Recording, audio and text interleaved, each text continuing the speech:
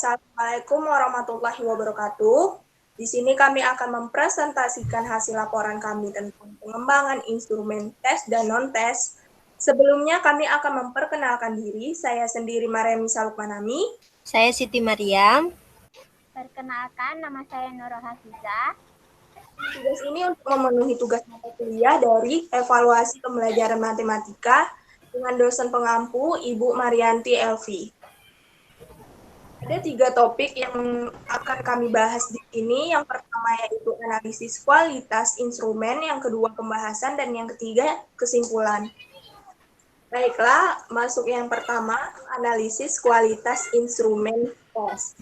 Di sini kualitas instrumen tes yang pertama itu pada soal pilihan ganda instrumen tes. Dari pilihan dari soal ganda ini, validator menyarankan kami untuk merevisi 4 soal karena dari 4 soal itu redaksi yang sama. Nah, memiliki redaksi yang sama ini membuat peserta didik bosan untuk membaca kalimat-kalimat yang berulang tersebut, sehingga validator menyarankan kami untuk merevisi 4 soal ini supaya nanti peserta didik itu tidak bosan atau tidak bingung membaca soal yang sudah kami buat ini. Dan yang kedua ini, perbaikan redaksi ini untuk memberikan soal di mana soal-soal tersebut saling berdekatan dan memiliki susunan kalimat yang sangat mirip. Bisa dilihat pada PowerPoint, kalau ada beberapa kalimat ini, yang itu sudah kami revisi dan sudah kami ganti. Selanjutnya yaitu soal mente soal harian. Di sini juga ada beberapa soal, sebanyak 2 soal yang harus kami revisi karena redaksinya juga sama, memiliki redaksi yang sama sehingga membuat peserta didik bisa bosan untuk membaca kalimat yang terus-menerus adalah kalimat itu. Perbaikan redaksi ini untuk beberapa soal di mana soal-soal tersebut saling berdekatan dan memiliki susunan kalimat yang sangat mirip. Sehingga di sini kami membandingkan soal-soal yang sudah revisi dan sebelum revisi. Bisa dilihat pada PowerPoint bahwa soal nomor 3 dan soal nomor 5 adalah soal yang kami revisi. Dan yang selanjutnya adalah analisis kualitas instrumen pada instrumen non-tes. Di sini juga sama, kami menganalisis kualitas validasi logisnya. Yang pertama itu kami pada instrumen non-tes ini, yang pertama yaitu skala sikap berpikir. Nah, validasi ini, validator mengatakan bahwa instrumen non-tes kami ini yang sudah kami buat ini dapat digunakan tanpa revisi. Untuk nilai yang diberikan, validator memberikan nilai netral untuk beberapa aspek, yaitu yang pertama, pernyataan yang dibuat sesuai dengan indikator pada kisi-kisi. Yang kedua, kalimat mudah dipahami dapat digunakan untuk menilai sikap berpikir kreatif matematis. Dan selanjutnya, pada aspek instrumen non-tes ini, validator memberikan nilai sesuai. Validator juga memberikan saran dan komentar untuk perbaikan sehingga instrumen non-tes skala sikap berpikir kreatif matematis tidak ada perbaikan. Yang kedua, instrumen non-tes pada lembar observasi. Pada lembar observasi ini, validator juga mengatakan bahwa instrumen non-tes kami ini bisa digunakan tanpa revisi. Untuk nilai yang diberikan pada instrumen non-tes kami ini, yang pertama, jelas sehingga mudah melakukan penilaian. Yang kedua, pada lembar. Yang ketiga, pernyataan yang dibuat sesuai dengan indikator pada kisi. Yang keempat, digunakan untuk menilai kegiatan siswa selama belajar. Yang kelima, dapat digunakan sebagai pedoman observasi mahasiswa calon guru. Dan yang selanjutnya, validator juga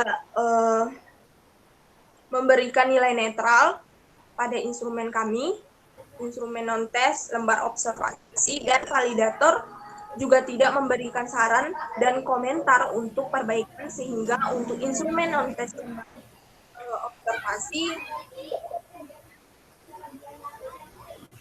selanjutnya yaitu kualitas instrumen, uji coba instrumen yang akan dijelaskan oleh teman saya. Baiklah, saya akan menjelaskan yang kedua yaitu uji coba instrumen. Instrumen tes diuji cobakan pada 20 tesis, di mana tesis tersebut terdiri dari peserta didik kelas 8 dan 9 SMP, kelas 10 dan kelas 11 SMA. Instrumen tes diuji cobakan kepada tesi yang sudah mempelajari topik persamaan garis lurus yang topik tersebut adalah untuk kelas 8 semester 1. Tabel di bawah ini yang 1 sampai 10 ini adalah pilihan ganda. Untuk yang 1 sampai 5 ini soal uraian. Ini yaitu uji coba instrumen non-tes. Untuk instrumen non-tes tidak diuji cobakan. Selanjutnya yaitu validitas butir tes dan reliabilitas. Di validitas butir tes soal pilihan ganda. Yang pertama menentukan R-tabelnya. R-tabelnya yaitu 0,44. Yang kedua mencari R hitungnya. R hitungnya didapat seperti yang ada di tabel. Setelah itu kita menentukan statusnya valid atau tidak valid. Menentukan jumlah yang valid, yaitu dari 10 soal pilihan ganda ada 8 soal yang valid. Analisis reliabilitas pilihan ganda dengan rumus R11 sama dengan N per N kurang 1 kali S kuadrat dikurang jumlah PQ per S kuadrat yang didapat dengan interval koefisien 0,00 sampai 0,20. Tingkat hubungannya yaitu sangat rendah. Untuk 0,21 sampai 0,40 tingkat hubungannya rendah. 0,41 sampai 0,60 sedang. 0,61 sampai 0,80 tinggi. Yang terakhir 0,81 sampai 1 sangat tinggi. Uji reliabilitas tes soal pilihan ganda didapat seperti yang ada di tabel. Dapat uji reliabilitas tes soal pilihan gandanya yaitu 0,843416. Itu tingkat hubungannya yaitu sangat tinggi. Analisis validitas butir soal uraian menggunakan korelasi produk momen dengan rumus seperti yang ditampilkan. Yang pertama, mencari R hitungnya. Setelah didapat R hitungnya, yang kedua kita mencari hitung. Setelah mendapatkan T hitung, kita menentukan T tabelnya yaitu 2,10. Setelah itu kita baru bisa menentukan kriterianya. Terdapat satu soal yang tidak valid. Perhitungan uji reliabilitas menggunakan rumus Krombach apa? Interval koefisiennya seperti berikut. Selanjutnya kita mencari variansnya. Setelah mendapat variannya, kita mencari jumlah variannya. Ditotalkan, yaitu 37,73. Varian totalnya yaitu 73,57. Didapatkanlah reliability itu 0,65. 0,65 itu tingkat hubungannya yaitu tinggi. Selanjutnya kita mencari daya beda instrumen tes. Daya beda instrumen tes untuk soal pilihan ganda, rumusnya itu benar kelas atas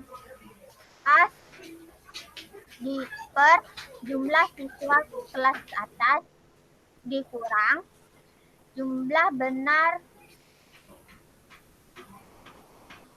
kelas bawah per jumlah siswa kelas bawah. Setelah dicari, maka dapatlah interpretasinya. Untuk nomor soal 1, daya bedanya buruk. Nomor 2 baik, 4 baik, 5 baik, 6 sedang, 8 baik, 9 baik, 10 baik. Daya beda instrumen tes untuk soal uraian. Maka didapatlah kriterianya, yaitu nomor 1 baik, nomor 2 baik, nomor 3 cukup, nomor 5 cukup. Selanjutnya akan dijelaskan oleh Siti Maria. Baiklah, saya akan mempresentasikan tentang indeks kesukaran instrumen tes soal pilihan ganda. Rumus yang digunakan yaitu B per JS, dengan B yaitu jawaban benarnya dan JS yaitu jumlah siswa. Setelah menghitung menggunakan rumus indeks kesukaran, kita menginterpretasikan kesukaran dari setiap soal. Untuk 0,0 sampai 0,3, interpretasi kesukarannya yaitu sukar, 0,31 sampai 0,7 sedang, 0,71 sampai 1,0 mudah. Lalu untuk indeks kesukaran instrumen tes soal pilihan ganda dapat dilihat pada tabel berikut. Tabel ini menunjukkan bahwa untuk soal nomor 1, interpretasi kesukarannya yaitu sedang, nomor 2 yaitu sedang, nomor 4 yaitu mudah, nomor 5 sedang, nomor 6 sedang, nomor 8 sukar, nomor 9 sukar, dan nomor 10 sedang. Selanjutnya, indeks kesukaran instrumen tes untuk soal uraian. Dihitung menggunakan rumus TK sama dengan X bar per SMI. TK yaitu tingkat kesukarannya, X bar sama dengan nilai rata-rata tiap butir soal, SMI yaitu skor maksimum ideal. Dan indeks kesukarannya yaitu jika indeks kesukarannya 0,0, interpretasinya terlalu sukar. Jika indeks kesukarannya lebih dari 0 dan kurang dari sama dengan 0,3, interpretasinya sukar. Jika indeks kesukarannya lebih dari 0,3 dan kurang dari sama dengan 0,7, interpretasinya sedang. Lalu indeks kesukaran untuk lebih dari 0,7 dan kurang dari 1, maka interpretasinya mudah. Dan jika indeks kesukarannya itu sama dengan 1, maka interpretasinya terlalu mudah. Hasil perhitungan dapat dilihat pada tabel berikut. Maka didapatlah untuk item soal nomor 1, kriterianya yaitu sedang, untuk nomor 2 sedang, nomor 3 sedang, dan nomor 5 sukar.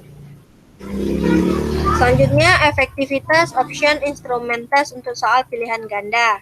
Sebuah pilihan jawaban dikatakan memiliki daya distraktor yang baik jika paling sedikit dipilih 5% peserta tes, lalu kelompok peserta didik tidak pandai memilih lebih banyak daripada kelompok peserta didik pandai.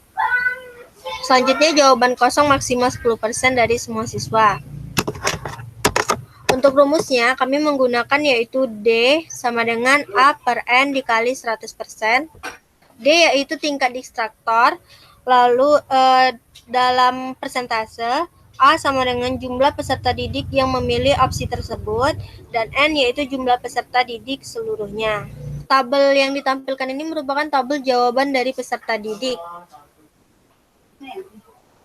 Nah, selanjutnya ini jumlah siswa yang memilih jawaban. Untuk nomor 1, di option A ada 6. Nah, bisa dilihat pada tabelnya. Untuk tingkat distraktornya setelah dihitung, bisa dilihat juga pada tabelnya. Dan untuk keterangannya, ada 2 soal dengan distraktor yang ditolak, yaitu 4 dengan optionnya D dan 5 option D. Selebihnya optionnya dapat diterima. Baiklah, selanjutnya akan masuk pada pembahasan. Yang pertama, hasil analisis validasi logis. Hasil analisis validasi logis instrumen tes. Dari hasil validitas logis yang dilakukan, ada beberapa perbaikan dalam instrumen tes, yaitu perlunya perbaikan dari segi redaksi. Hal ini dilakukan karena terdapat beberapa soal yang memiliki redaksi yang mirip atau bahkan sama. Hal ini membuat peserta didik merasa bosan karena adanya pengulangan-pengulangan kata.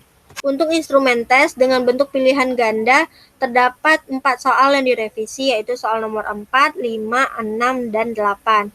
Sedangkan untuk instrumen tes dengan bentuk uraian, ada 2 soal yang direvisi, yaitu soal nomor 3 dan 5.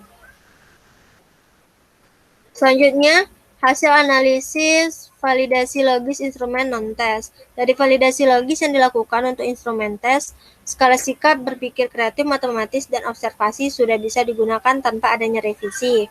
Untuk penilaian, ada beberapa aspek validator memberikan nilai netral dan sebagiannya lagi setuju. Untuk hasil analisis uji validitas, reliabilitas, daya beda, indeks kesukaran, dan efektivitas option. Yang pertama itu hasil analisis uji validitas. Dari uji validitas yang dilakukan, ada 2 soal yang dengan bentuk soal pilihan ganda yang tidak valid, yaitu soal nomor 3 dan 7. Sedangkan untuk soal dengan bentuk uraian, ada 1 soal yang tidak valid, yaitu soal nomor 4. Hal ini dikarenakan soal-soal tersebut tidak dapat mengukur tingkat kemampuan peserta didik pada indikator yang diuji. Ini juga tampak dari banyaknya peserta didik yang salah menjawab pada soal-soal tersebut, atau bahkan mengosongkan jawabannya. Lalu yang kedua, dari uji reliabilitas dilakukan untuk soal dengan bentuk pilihan ganda, tingkat reliabilitasnya itu sangat tinggi, sedangkan untuk soal dengan bentuk uraian, tingkat reliabilitasnya tinggi. Hal ini berarti soal-soal tersebut dapat memperoleh hasil yang stabil. Untuk hasil analisis daya beda, dari hasil analisisnya untuk soal bentuk pilihan ganda, terdapat 1 soal dengan kriteria daya beda yang buruk. Lalu 1 soal dengan kriteria daya beda sedang dan 6 soal lainnya dengan kriteria daya beda baik. Sedangkan pada soal dengan bentuk uraian ada 2 soal dengan kriteria daya cukup dan 2 soal dengan kriteria daya beda baik. Untuk soal dengan daya beda buruk, hal ini berarti soal tersebut tidak menjadi pembeda untuk peserta didik dengan kemampuan yang berbeda. Untuk soal dengan daya beda sedang dan cukup, berarti soal tersebut sudah tergolong cukup untuk bisa membedakan kemampuan peserta didik. Untuk soal dengan daya beda baik, berarti soal tersebut sudah bisa untuk membedakan kemampuan setiap peserta didik. Selanjutnya, untuk hasil analisis indeks kesukaran.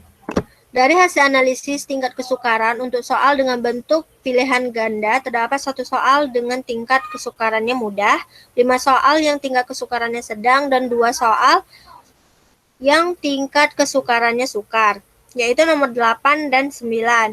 Sedangkan untuk soal dengan bentuk uraian, terdapat 1 soal yang tingkat kesukarannya sukar, dan 3 soal lainnya tingkat kesukarannya sedang. Untuk soal dengan indeks kesukaran mudah, berarti soal tersebut tidak dapat merangsang peserta didik untuk mempertinggi usaha pemecahan masalah.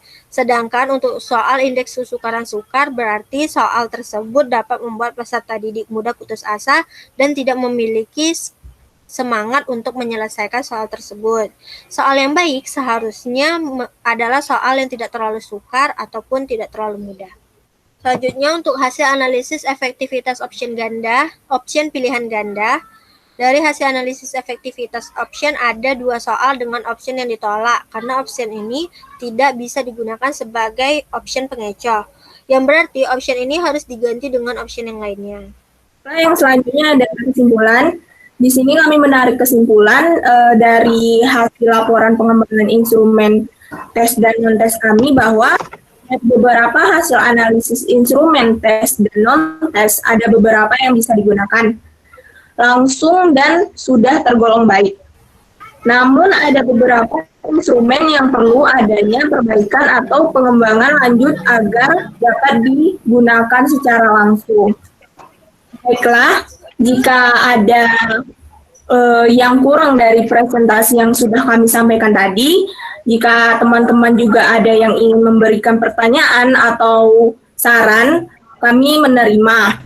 Baiklah, sekian dari presentasi kelompok kami tentang laporan pengembangan instrumen tes dan non-tes. Maaf jika ada kesalahan kata. Kami akhiri. Wassalamualaikum warahmatullahi wabarakatuh.